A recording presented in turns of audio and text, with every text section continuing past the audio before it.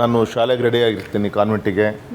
ಜೋರ ಪಬ್ಲಿಕ್ಸ್ ಎಲ್ಲ ಬಂದು ಮನೆ ಬಾಗಿಲು ದಡ ಬಡಿತಾ ಇದ್ದಾರೆ ಎಲ್ಲರೂ. ಮೈತ್ರಮ್ಮನವರೇ ಯಡಿಯೂರಪ್ಪನವ್ರು ಹೋದ್ರು ಅಂತೇಳಿ ಎಲ್ಲರೂ ಕೂಡ ಬಾಗಿಲು ಬಡ ಬಡಿತಿದ್ದಾರೆ. ಬಾಗಿಲು ತೆಗಿತೀವಿ, ದೂರದಲ್ಲಿ ದೊಡ್ಡ ಒಂದು 100-150 ಮೀಟರ್ಸಲ್ಲಿ ದೊಡ್ಡ ಗುಂಪು ನಿಂತಿದೆ. ಯಡಿಯೂರಪ್ಪನವ್ರು ಹೋದರು ಅನ್ನೋ ರೀತಿಯಲ್ಲಿ ಮಾತಾಡ್ತಿದ್ದಾರೆ.